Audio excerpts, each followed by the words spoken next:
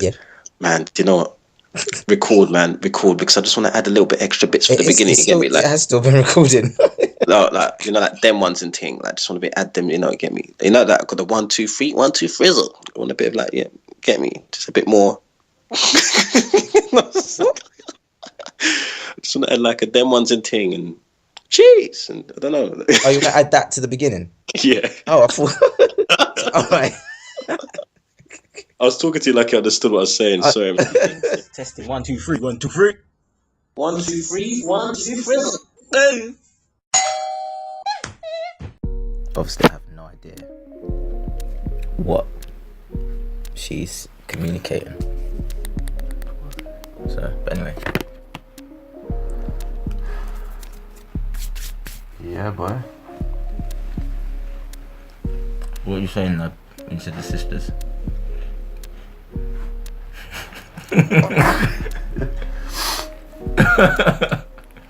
Yeah, I just feel like in life,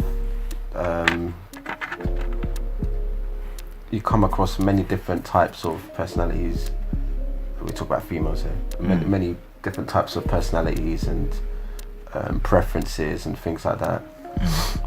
And I've noticed that most of my life, when it came to different races of women, like I always tried to picture like beforehand how compatible I think I would be with whoever it is I'm fantasizing about at that time, in terms of like, oh, I wonder if that could be a potential girlfriend or something like that. And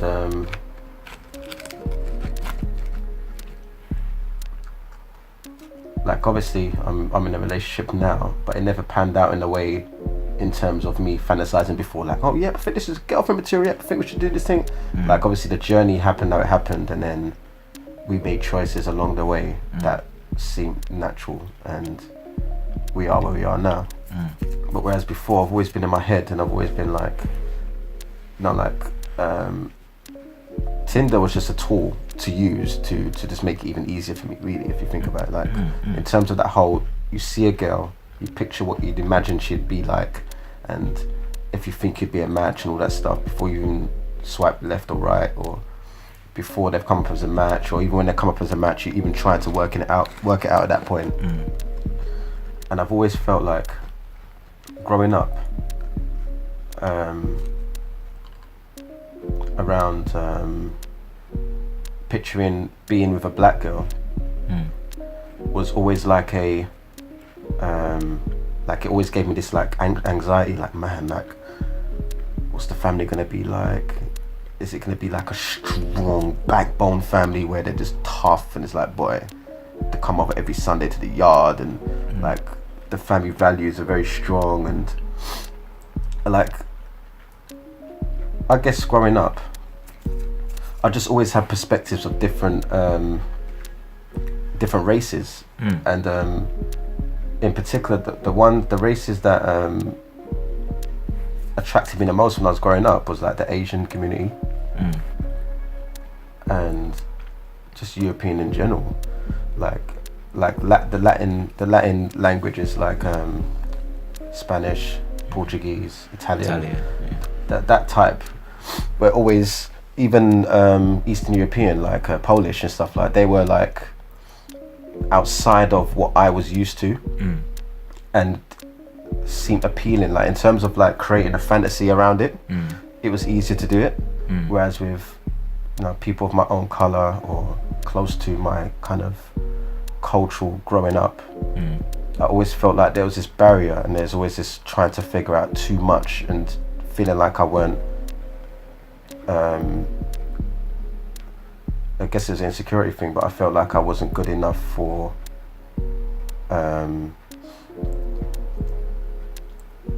a black girl that I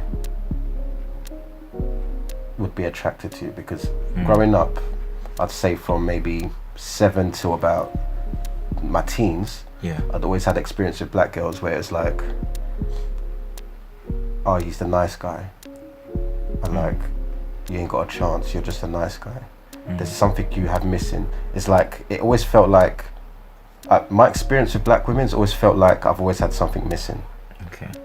And Is it around like the idea of like being black, what being black, so, like, you know, whatever is meant to be, but like, is it not black enough? I felt like there's in terms of like, obviously I mean in terms of like nature or personality, that's a stereotype to that. I mean, obviously I don't mean like obviously on the physical side, because obviously it wasn't the physical it was just, but in terms of like, I don't know, way of being or I think acting. I just feel like I was like, I don't think there's anything wrong with being open-minded, but I just feel like growing up I've always just been because I'm trying not to make it like sound like it's a wrong thing, but I've been very open-minded most of my life growing up, and I just feel like being open-minded, being around loads of different types of cultures and being curious and interested in, you know, other cultures, and I think especially with the whole Asian community thing, is that I always was very clear growing up, and there's just always evidence of it as well, just coming up, that, oh, you like that Asian girl, but guess what? She's from an Asian community that's not acceptant of your culture. And like, it's not that's fact, it's that you grow up believing that, because obviously you have with the Asian community, how that you see how they stick together, and obviously you hear how they say, oh yeah, I gotta get married to a Muslim guy, or you know, like that. All those conversations keep coming up. But I remember growing up feeling like, man, why is that? And like just feeling like that was a little trigger to make me feel more curious about outside of my culture, and the not being able to have made it even more of a want or need, if you want to call it one of those things.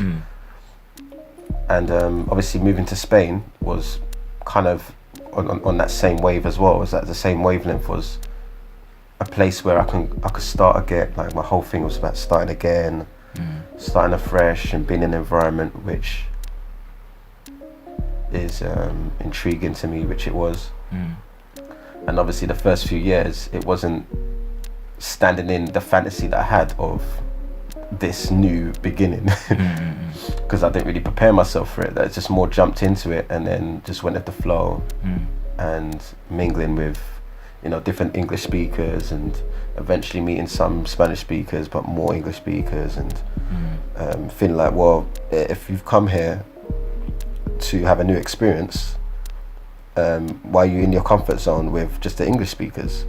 And like, I really started getting that in the first couple of years. I realized that, hold on, you moved away to being a part of a new environment that you was intrigued by, but you're not trying to interact in it.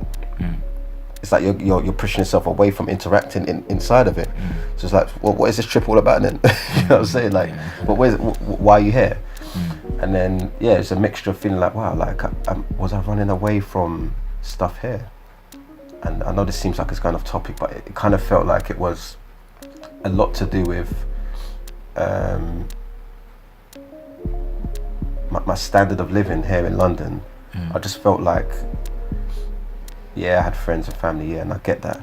I just felt like there was just like, it just felt like there was just a cap on how much more I can provide in my life just through just being here. It just felt like I just had a cap on, you can't go any further than this. Like, there's no truth to that. I could be anywhere in the world and express myself in the way that I want to. For some reason, it felt like being in London, it felt like there was no way to surpass the way I'm living in Barcelona now. I would have imagined, but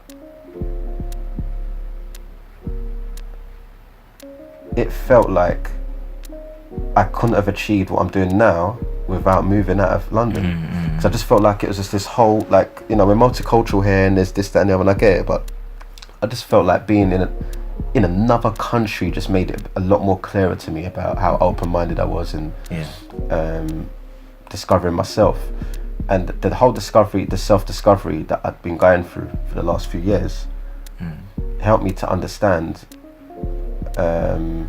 myself a bit more and understand that there isn't actually anything wrong with that. There was just loads of stories in my head about London and the girls that I meet in London and the type of jobs I was going for in London. It's just that whole screenshot thing that I sent you, it just got me really thinking, like I really have just been accepting, just like I've been tolerating, man. Like in London I was just tolerating the minimum wage jobs, tolerating just, oh, this girl likes me, okay, I'll go with her then. Yeah.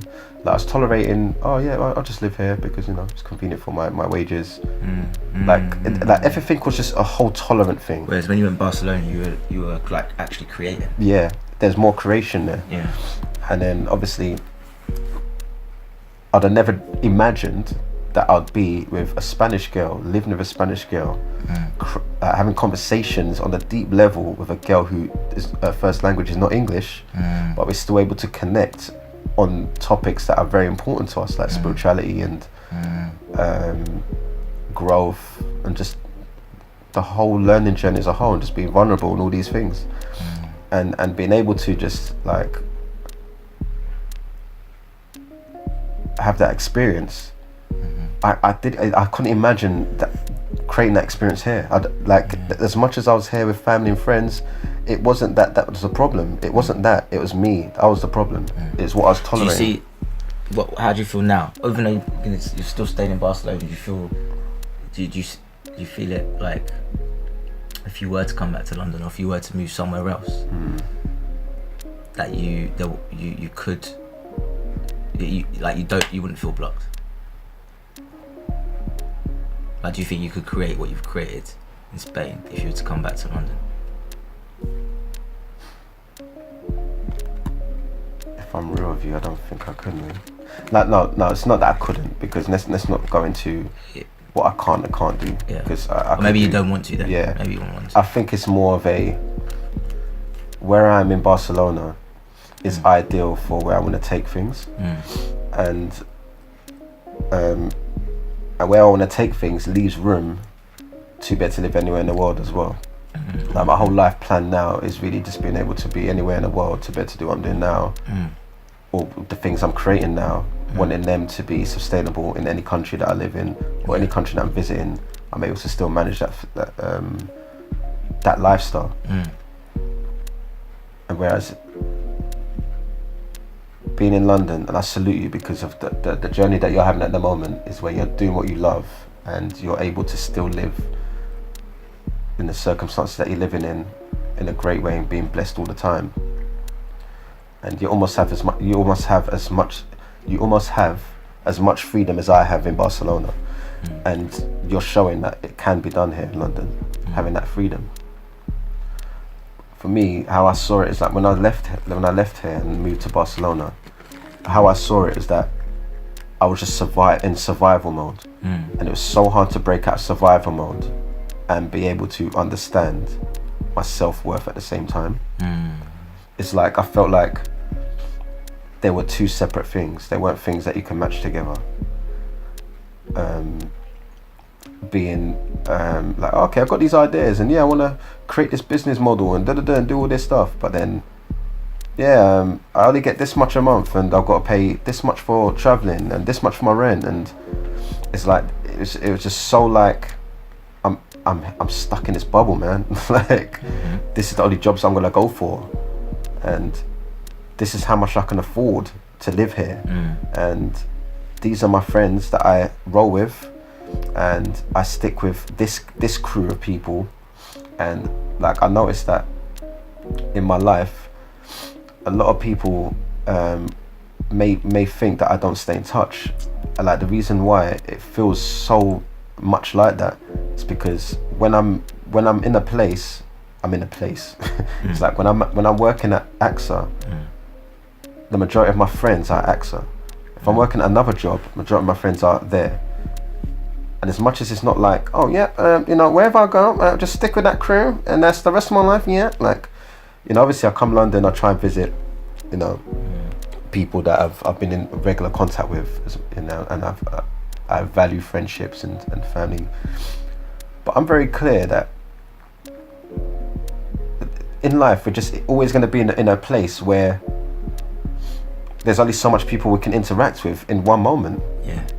And like, with where I am now is that obviously I'm with Sylvia now, and like, I feel like, man, like there's so much people that I got on really well with, but I'm not in contact with anymore. I'm like, but there's nothing really wrong with that. It's just that this is how life is, man. Like, you move to another country, or you create a life for someone else, and there's going to be Sylvia's family, Sylvia's friends who are now going to be in my circle of my lifestyle now, because of just the life I've chose to be with her, to live with her, and of course I can meet all these other people. I get it, but there was just a circle of life that I was going around in those moments that was making me feel like, oh, okay, yeah, like, you obviously work at the same place. Like, oh, you want to go for a drink after? Okay, cool. And it's like you're hanging out with them and you're chilling, you're busting bed joke, you meet them on the weekend, go out for a drink, And like, it's not that you're selecting people. It's just that they're people in your. It's more more predominantly. Yeah, they're just predominantly in your life. And yeah, like, it's taken me such a long time to realize just little things like that, because like this whole conversation is just really just what it really stems from is just like, what am I making myself feel guilty for, and what are the conversations that I'm giving myself all the time that are creating all this lifestyle around me and this world around me, and what I think people think of me, and all these things. Like, what's creating all of that is worrying about things I have no control over. It's like I had control over buying that ticket to go to Barcelona, and I did it, and I'm there now. It's like, and the day it could have been very, very easy for me to just stayed here, man. Like, and sometimes I just look at that and I just think, it is just choices, man. The whole thing's just choices. Like, yeah. It's just really a choice, and no choice is right or wrong, but it just really gives you the circle of life that you're creating for yourself. Because the choice, first of all, it's just remembering, why did I make the choice to move to Barcelona? Like, I can come up with all the different lists of reasons why I moved to Barcelona, and a day it won't really matter too much, the reason. But the fact is, I booked the ticket. Like, that's all there is to really, really think about, is that I booked the ticket, I chose to go. Obviously there's gonna be loads of reasonings, like, oh yeah, well, I wanted to move away from London, I wanted to get a fresh start, I wanted to, experience new things, I wanted to learn the language, I wanted to do, there's gonna be loads of these things that have come up, but at the end of the day, there was just that one thing of just choosing to get the ticket. And like, the way this comes up with the whole love life thing, it's just like, there's just millions of places in the world that I could have chose to go to, in Barcelona, and there's millions of women in the world that I could have chose to be with, and I chose to be with Sylvia. And it's like, it's just all a choice, man. It's just all like, I'm choosing to be in this place. Like, there's a place I'm choosing to be in, and the place is not always the place that I've been used to. Relationship, a Spanish girl, Barcelona. But it's the places I chose to go. Yeah. I chose to be with her. I chose to go to Barcelona. I chose to create this journey with her. Like, and that I've met, and like, the other day I was just thinking about, man, I've met thousands of women, man.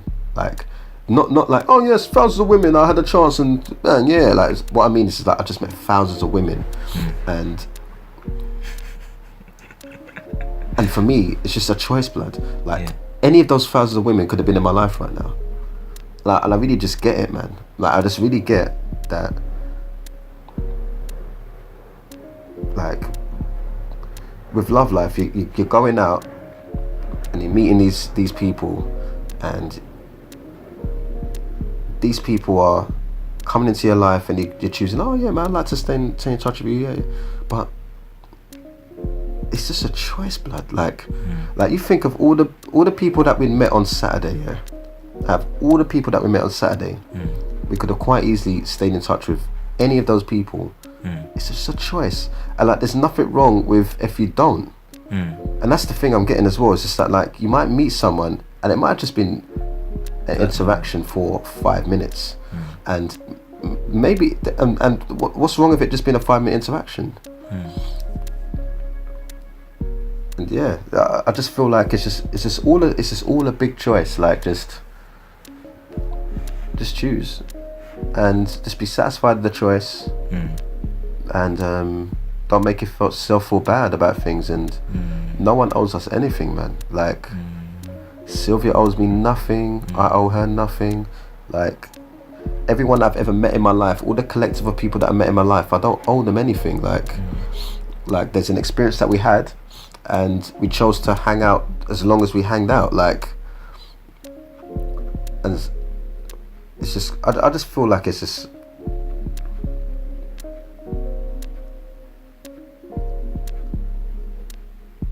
there's a lot of making wrong for choices that we make sometimes, but there's nothing wrong with any of the choices that we're making, man. We're just doing them choices, and all they are is just a choice. Yeah. And I suppose, like, then depending on whatever your vision is, there's going to be some choices that are going to be if you want to call it more workable, and some choices that are not going to be workable, depending on the vision that you have, or the lifestyle that you're wanting to live. Let me just say that the life that you want to live, there's going to be like certain choices that are just going to be effective and congruent, and there will be some that won't be. And it's just, I suppose, being clear on the choices that are, and then choosing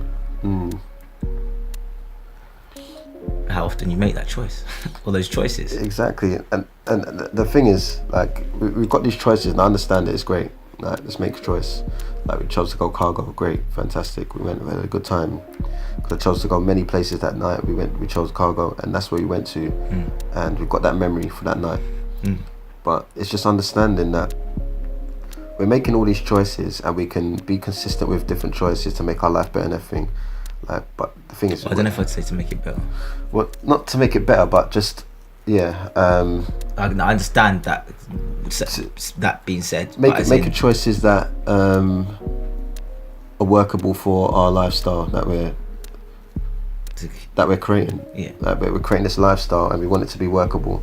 So we're making these choices that make it as workable as possible. Obviously, you're gonna have your moments, but we try and make it as workable as possible. But just understanding that we still don't know when we're gonna die.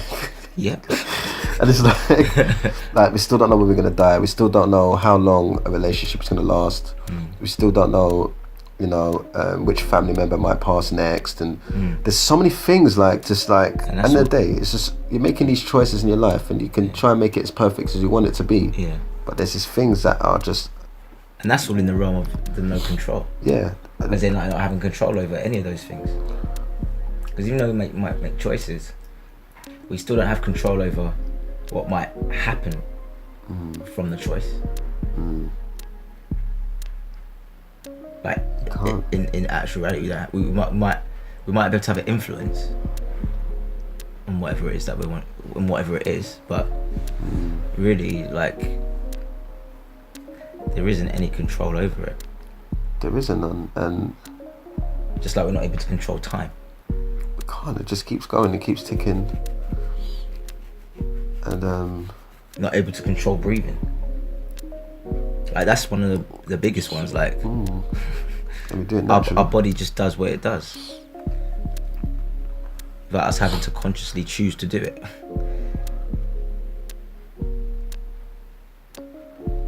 But the whole thing I kept bringing up on Saturday was like, I kept saying, Beyonce made the realest song, man. Like, she made one of the realest songs on earth. Days.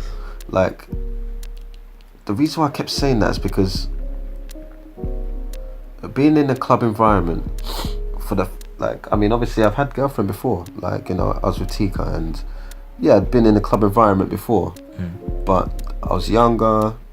I think I was even going clubbing with her when I was going out. I remember, because I'd come out with you guys sometimes. I don't think there was really any moments of me going out alone, but like being with Sylvia, and I'm in another I'm back at home, and I'm going out with the guys, and just experiencing being out and knowing, oh yeah, I've got a girlfriend, like, and looking around, because remember, there's a moment of me after we had chicken, I was like, man, Look alive, man. We're doomed. That life, like I mean, that humanity is doomed. Like, just remember, just like seeing us walking, like seeing people walking around like zombies, and guy running across the road to talk to a girl, and we're just munching chicken after we just had all that alcohol, and just walking. Just see how everyone was operating. Yeah, it's like a simulation. Yeah, it was just like a similar. It's That's so how I feel crazy. sometimes when I'm in central London and I'm just walking around. Like, there's just particular characters that I just notice. I'm just like, that really feels like a game. Yeah. I always think of in the Matrix, the first one, when he's having the training program, but doesn't realize he's in the training program. Morpheus takes him, and it's with the red dress girl. Yeah. And how all of that was, and it stops, and he's like, "Were you really looking? Look again." And then obviously it's an agent, gun pointing at him, all this sort of stuff, blah blah blah. And it's like, there's just all these pieces to the game, to the whatever you want to call it, game. And this, what scared me the most about the whole thing is just that, like, we were inside of it, but and it was okay because we were celebrating, but it was like,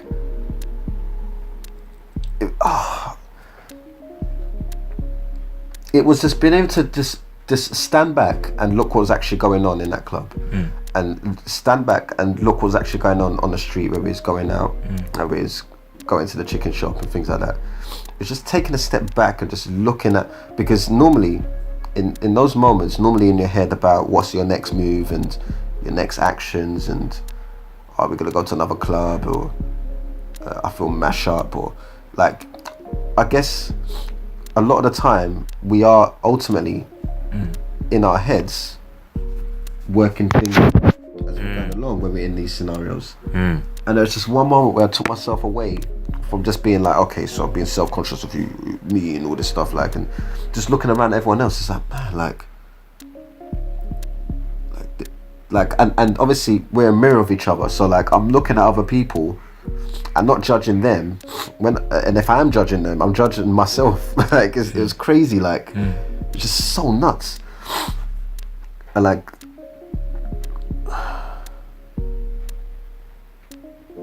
that whole thing about the Beyonce thing is that I really like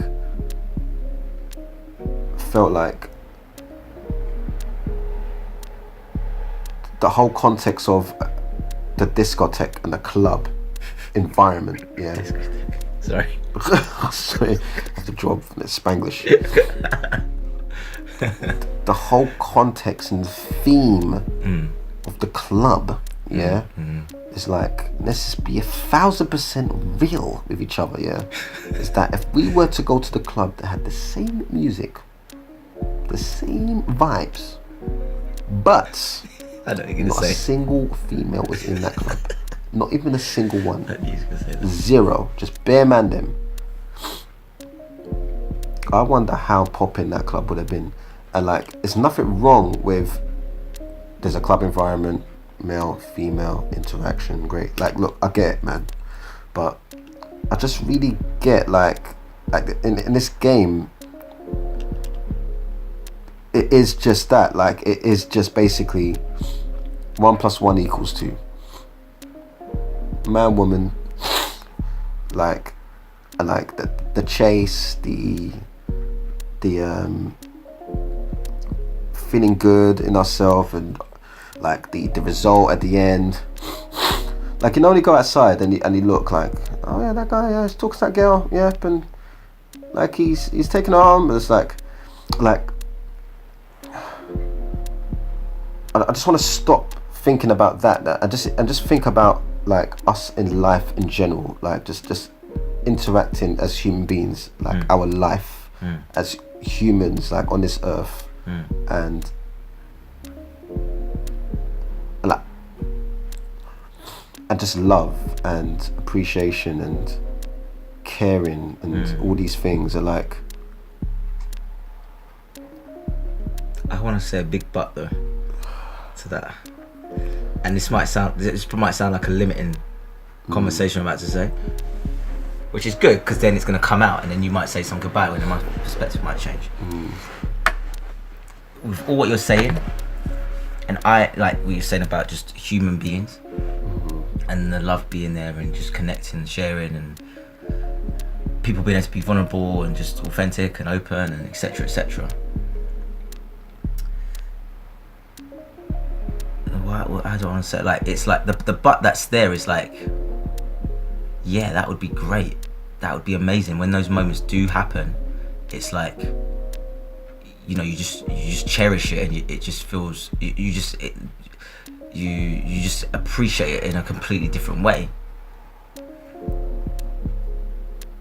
Man, I can't believe I'm saying it in this way, but I feel like I need to say it in this way just to get it out. But the fact is, in reality, at the moment, obviously I'm generalizing, but that's just so rare, because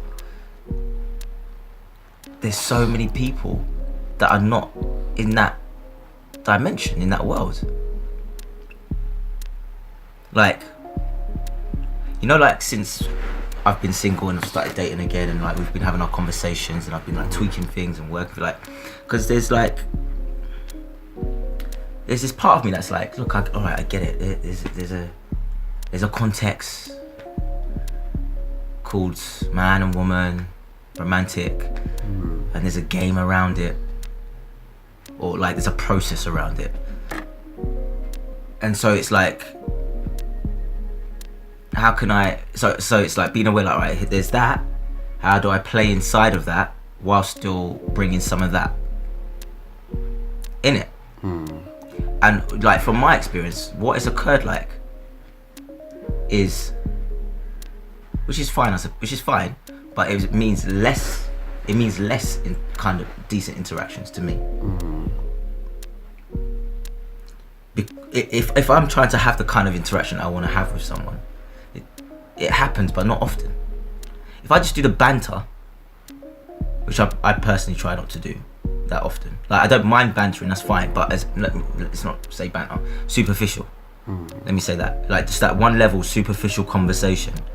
I really try to avoid having that kind of conversation. But some people, they actually really like that and are indulged in that. Again, coming back to choice, like, nothing wrong, just what it is. And so it's like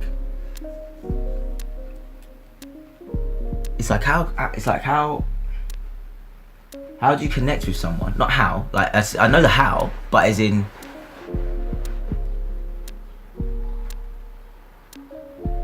but there's a part of it that, how am I trying to say this? It's like, how do you connect with someone who is not open to be connected with? And I mean really connected with, because they might not even realize that. And so the how is, all right, you just stand in what you're standing in. But if the type of connecting with someone that I like anyway, only goes so far, because of maybe where that person is at. And so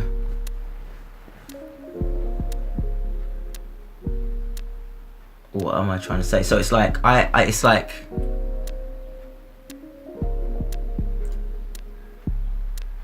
I at times can see, like, all right, I can see this is what's going on right now. This is just where it's at. Like, I can literally see it, and it's just like having to accept, like, okay, that is what it is then in this moment with that person.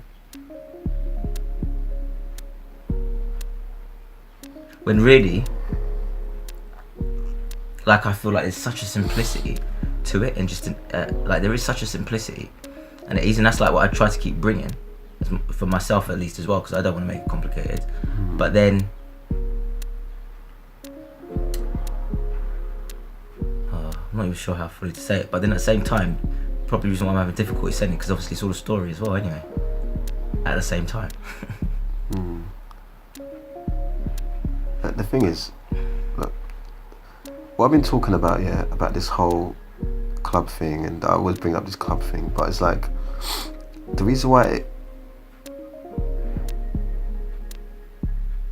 I feel so strongly about that whole topic is because it's like, what can you do for me? that's what the whole occurrence feels like. It feels like what's this person gonna do for me? And like that's what it seems like the communication is like nowadays. It's like, it feels like I've got a girlfriend, I talk to another girl, I have no intention whatsoever, and I'm being there with the person, and the person may not know I have a girlfriend, and comes across as like, what's this guy up to? What does he want from me? And like, it seems like that what does he want from me, or what does she want from me, is always in between a really good authentic communication. And what is wrong with just being able to just communicate with someone and just like have a really good connection and talk about just whatever the topic is? Like, there's one person I was talking to before Leon got mashed up. She was 19. The Italian girls. Yeah, there's the one of the group that girls you're talking to. Yeah. And this girl's 19, and she talked about South Africa, and that's where she's from, and how rough it is, and how, and she even got as deep as tell me when she broke her virginity. Like, oh yeah, only 2 months ago I broke my virginity. And like, we were just having normal conversation. There was no like, yep, trying to get this one back home tonight. She was like, oh yep, this guy looks nice. Let's go. Let's just try and you know. And like, I realized that like. It was just nice to just talk to someone, a human being, and get the experience of what it was like for them in their world. Like, obviously, a 19-year-old who's Cypriot, half she said her dad's from Zimbabwe, and mum is Italian. Mum is Cypriot or something like that. Mum from Cyprus, or that way around. I don't know which parent was, but she was like, you saw her, she was white. Like, I don't know if you remember the girls talking to. She was fairly white. She didn't have any. But the Zimbabwe might have been white. Yeah, maybe, yeah. And that's another thing, because I remember just thinking, what? And like, we started talking about Africa, and I was like, man, like now I can hear that your accent's coming out from South Africa now. I go, yeah, but a lot of people think that I'm from Australia. I was like, no. Like, Australian and South African sound quite similar in my ears, I have to admit, but you can kind of tell there's a little distinctive difference. And yeah, she was sharing the experience of how, you know, in South Africa it's just peak, like, and how she appreciates being in London, because in London the freedom that you have, and not having to worry too much about walking on the street on your own. And okay, of course there's gonna be moments where, you know, you might be in the wrong area, okay, like it's everywhere in the world, but she said that in South Africa it's more or less, if you're walking on your ones, you're either looking to get raped, kidnapped, or jacked. Like, and it's like, the way she described it, man, I was like, fucking hell. It's like, yeah, like, and then yeah, it was just very interesting hearing from her perspective about being a woman, being young as well, and obviously being the only, I think she was the only female in her family. Like, she was, her siblings, she was the only, like, she had 2 bigger brothers. And she was just talking about the whole journey and stuff about Africa. Now, I just remember just thinking, like, all our conversation was just all about connecting with another human being. And just having that experience versus the experience of, right, single, yeah man, this girl's alright, you know, wouldn't mind taking this back to the yard, like, and like the whole like internal dialogue of like, if I do this and I say this, I'm going to the flow, but you know, I'm hoping at the end I'll get this result, like, and like, I just really get like, wow, like, being in a relationship now has made me see it a bit more, like, because you're outside looking in, like, whereas before when you're in, without realizing your intention is, I kind of want to take a girl backyard. Like, when you're single, that's what you're thinking. Like, you know what? It's funny that you're saying that, because after Saturday, I was actually thinking to myself, I was like, ever since early this year when I was in Birmingham, and I remember having a conversation with Will.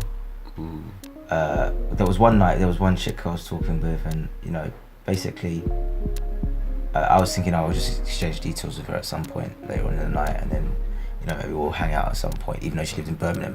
But that's how I had it in my head. And I remember him saying something, and I remember at the end, like, you know, I didn't want to occur as like needy or whatever, so I was thinking, oh, I'm not going to go up to her now, and he was like, well, look, you could have that conversation to yourself about, like, you know, I'm paraphrasing it as well, but it's like you can have that conversation of not wanting to come across as needy and not go up to her, so then not create any kind of opportunity, so leave it. Or you could take the risk, go over, and you might go as needy, but all right, at least you've potentially created some kind of opportunity, or not. Which, like, in that moment, I realized, like, the power of where my looking good was coming up in that moment. So I remember, like, you know, I suggested to her about us hanging out now and whatnot, and she was like, no, she's got to go back home, and etc. etc. And then the next night, no, I don't know if it was the next night, but while I was still there, an opportunity like that arose again with a different girl, and that time it unfolded and happened. And so I remember thinking to myself, like, from then I kind of made the decision in my head. I remember saying, like, all right, any time now when I meet a chick, as long as I have time, like, whether it's because I've met her in a club or a nighttime environment, or if maybe I've met her on the street, as long as I've got time, I'm gonna see how far I can go. Like, that's the conversation I remember deciding in my head. And after Saturday just gone, I remember thinking to myself, like, I've been so hooked into that, like, that's got to, like, I've got to see how far I can go. I've got to, but yeah, basically, mate, even though I might have like said it in a different way to myself, but, like, see how, if I can make something happen. Versus that, kind of like what you were just sharing about, you know, just the idea of talking with someone and connecting with them. Literally just talking. And even when I'm coaching, and even when I'm wanting to get to know a girl, I say to them, like, just get to know her. Like, I do say that to myself, but there is that part that's like, yeah, get to know her, so that can happen. And that's what I'm talking about, right?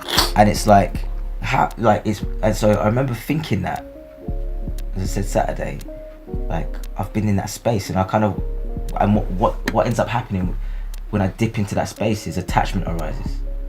It's not even that, it's not the leading or like being intentional. Like, there is some form of, when I say it, I suppose not necessarily because my state I feel bad or anything like that, but I then go into, all right, what could I have done, or what should I have done? What can I do next time so that can happen? So I go into that conversation of working out what to do best next. Exactly. So in that scenario, that is where I would say the attachment then arises. Bang. And I was thinking just earlier as well, even with, like, you know, how I generally might message a girl, like, after I've met her, or if I'm on, at the moment when I'm on Tinder and stuff. And it's interesting, like, I tried a few different ways of messaging last week. But one of the particulars, I was like, yeah, I'm kind of feeling this kind of way. Because, you know, I used to just be quite direct in my first message. I still want to obviously be intentional and direct, but I was like feeling like I don't need to just, let me go with the process. Let me make it be a process and not rush, but at the same time, early on, express what my intention is, because otherwise, if that's not clear and aware, we could still continue talking, and it, quote unquote, not go anywhere, specifically because it's Tinder. And so and so what am I saying? Yeah, so one of them, it if you want to call it, quote unquote, worked. And then with one of the girls, when I say it didn't work, we were still in touch, but as in, she felt differently. Like, when I said about, basically, it's nice to meet people in person sooner rather than messaging for weeks and weeks and weeks. She had a different kind of, she's coming from a different perspective. So I remember that, when that happened, me thinking, man, maybe I do need to be really direct at the beginning so I can filter those kind of girls out. But then at the same time, I said to myself, all right, I hear what she's saying. I've expressed where I'm at. We're still matched and we're still talking. So let's just let that flow. But I just have to make sure I am clear on to the degree of how much I will. Like interact on that yeah, device. Exactly. Yeah, because on that platform. Yeah, that format, yeah, and I suppose like my conclusion I'm trying to come to in regards to all of this anyway is just the whole idea of like relating back to what you said about choice and just choosing, you know, whatever it is you choose, like whatever the action is, whatever the step is, and just being okay with that choice. And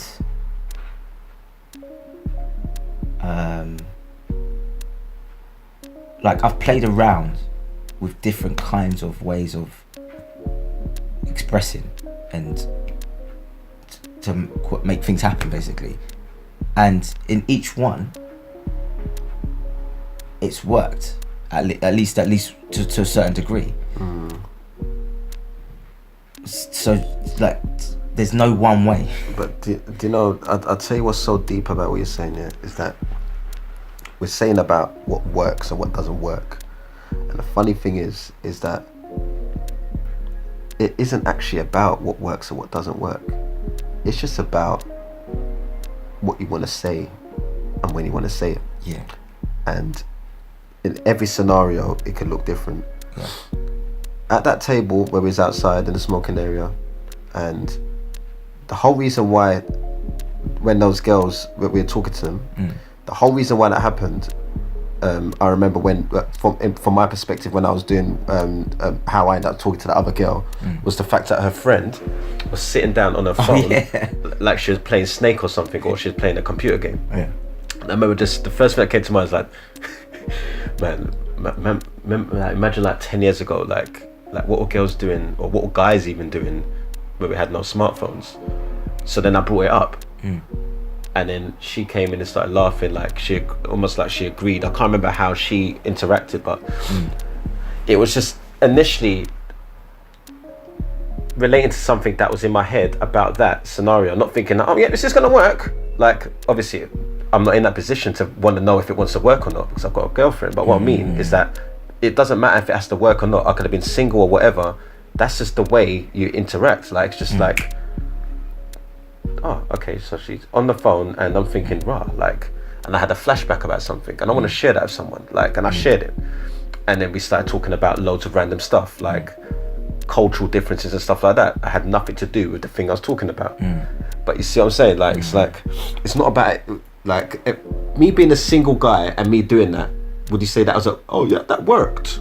No, it's not that it worked. It's just I said something that was on my mind, like, and I think maybe even the fact that we're categorizing something, if it's workable, if it isn't, in terms of how we should approach things, maybe especially when it comes to interacting with women, maybe it literally just depends on the moment.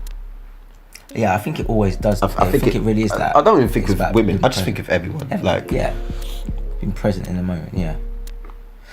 But the thing is, I suppose, where it's really, it's really cool, like some stuff you were saying, because like because where I'm kind of the kind of, and I feel like I've had this conversation before, this realization before, maybe in a different way, I don't know, but in a sense of like what you said, like what do I want to say, and that's that, like that's it. But also being comfortable with the choice that I make, like being complete with the choice that I make, because I notice my ego having conversations at times of because of wanting the outcome. Like that's what I'm saying. It's basically because of wanting the outcome. So it's like, yeah, try to be unattached to the outcome, but like what's going to work to also get the outcome. So even with like once upon a time, you know, sending a message, the first message to a girl and all that. So I remember I was saying this to my friend the other day, and I was just like, you know, it really doesn't matter what you do. You really do send, like really, like, because if she wants to, if she's a little bit curious or interested and wants to be in touch, she will respond. Period. Doesn't matter what you say. And once upon a time, I was trying to think, what's like what kind of messages can I send so I can get that reply, versus just being with, she's gonna like, she'll respond or not. Because I was saying to him, like, you know, the thing is, if a girl messages a guy, I was going to say, guys put so much thought into it, even including myself. And with girls, I'm not saying they don't put thought into things too about love life, but as in, when it comes down to messaging a guy, a lot of the times when a girl will initiate conversation with me first, they just write hey. And I was saying to him, on one level, sometimes that can be really piss me off and frustrate me. No, from the perspective of because of how much effort and thought that guys put into what can I send in that first message. Whereas a girl will just send hey, and a guy will respond to that hey. They don't have to ask any question. They don't a guy will respond to that. Depending on how the guy might just respond back saying hey, or they might say hey, how are you, or what's going on, or blah blah blah. But that's it.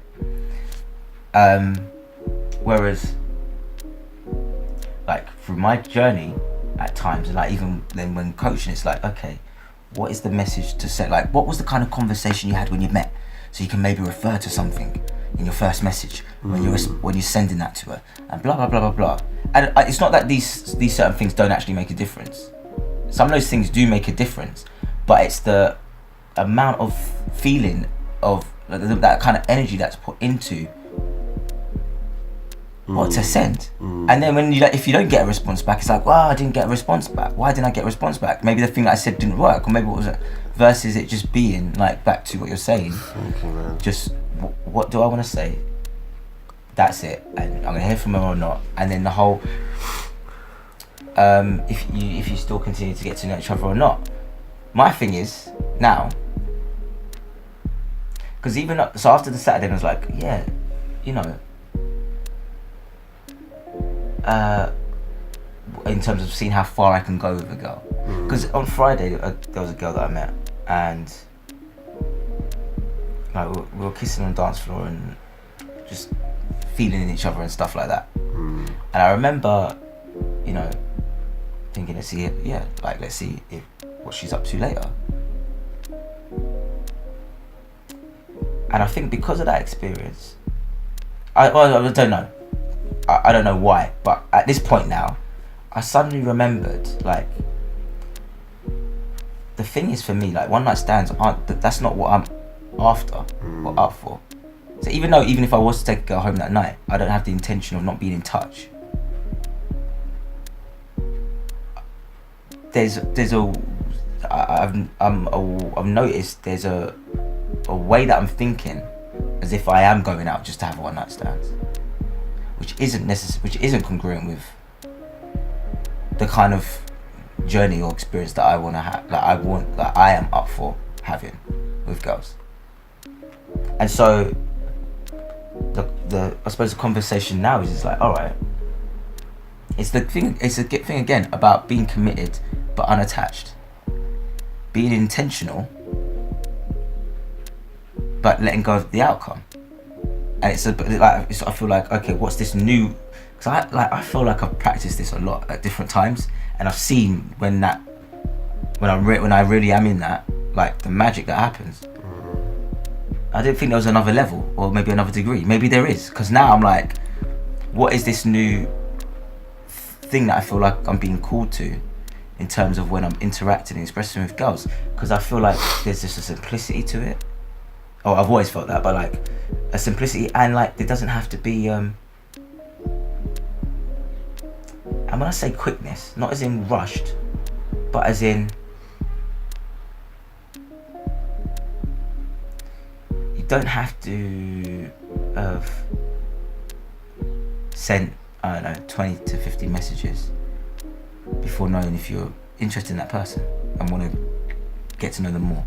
You don't have to have spoken to, like if you meet someone on the street or in the club, you don't have to have spoken for half an hour to know if you are curious and interested and want to continue to get to know that person. You know early if you just want to at least potentially get to know that person.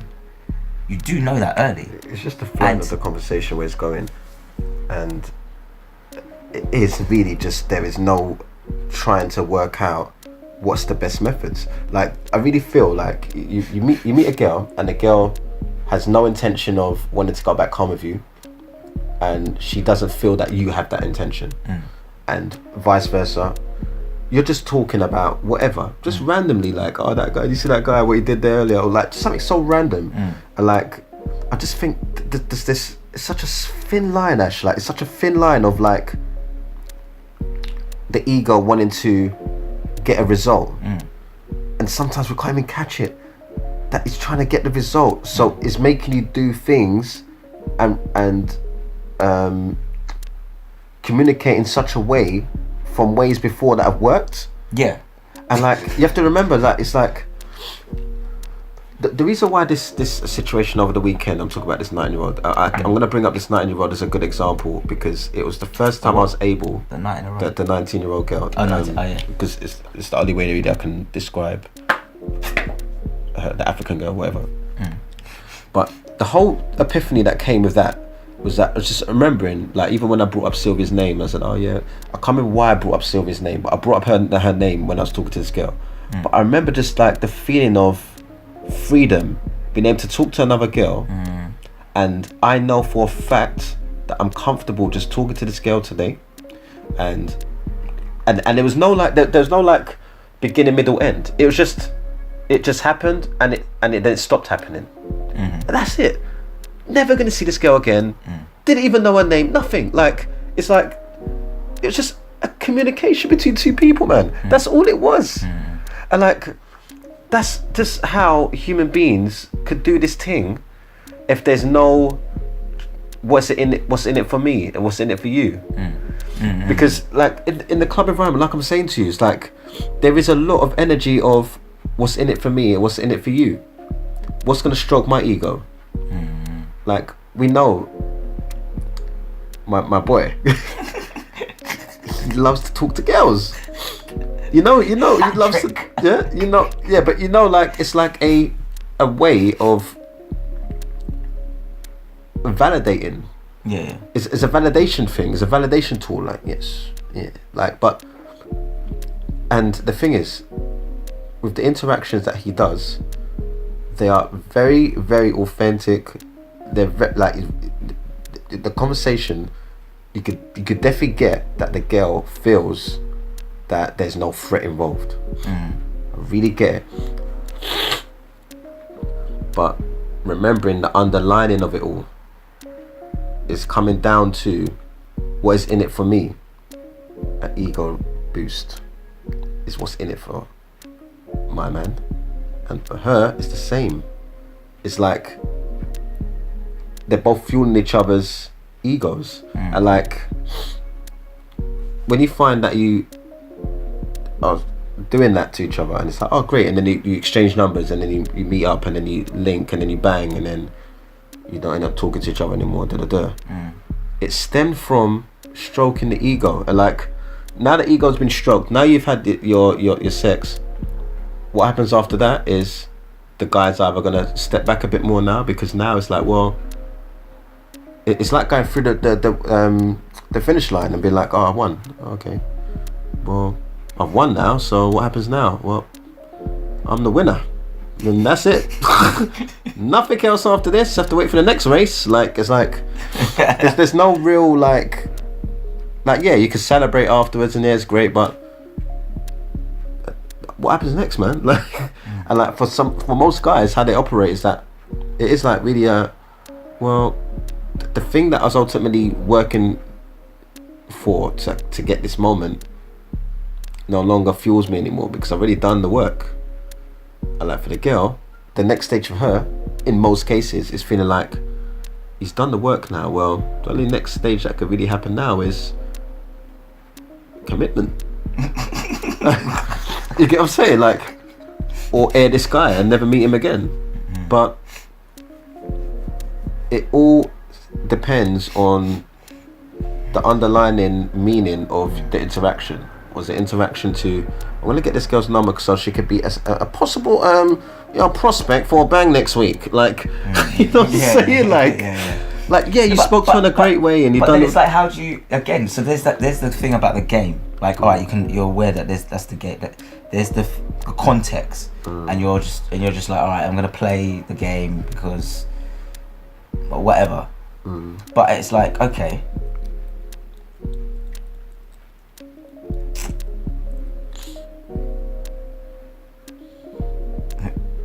You can tell this is ego about to talk in it. This is why you're like that. I just caught it because I'm about to ask like, well then how does blah blah blah blah blah? Because it is a question of like, so okay, bring it to the essence.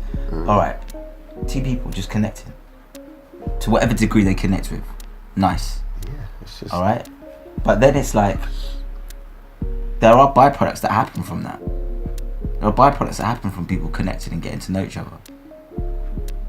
Whether it's because they end up hanging out, whether it's because they end up sleeping together, whether it's because they become some kind of friendship happens, whether it's because they end up collaborating with work together, or the byproduct of, you know, you just showed up today and it was a really nice moment, thank you, and have a good rest of your life. Like, there are byproducts that happen. So it's like,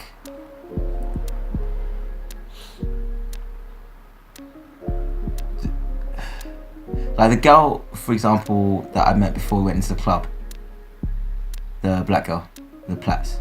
You know, everyone was looking, they're like, oh my gosh. And literally at the beginning. I wasn't there. Oh, yeah, sorry. Yeah. When we come out the taxi. Yeah. So like, there was me talking to her and getting to know her. Partially because I did actually want to get to know her as well. But if I didn't at some point suggest meeting again, let's exchange details. I'm not saying this 100% would have happened, but she most likely wouldn't have said, yeah, let's stay in touch. She wouldn't have said that. And it would have just been left as, alright, take care. And the beauty of that is there's nothing wrong with that. There is nothing wrong with that. And that the thing is more so, and now you can even break it down now.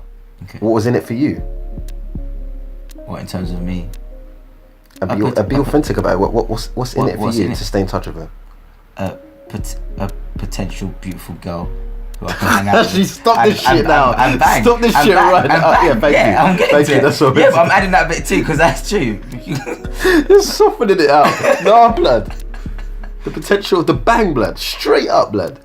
Yeah, of course. Not just that, bang. No, it's not just that. No, it's not just that. That is a part. It's not just that. That would be a big like part her physique. You like that she looks. Yeah. So what's in it for you is like as a nice experience that you can have with this girl. I get it, blood.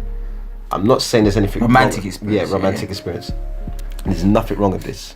But in that moment where you said that if you never mention about the exchanging numbers, there's a potential moment that the chances are that she probably would have brought it up.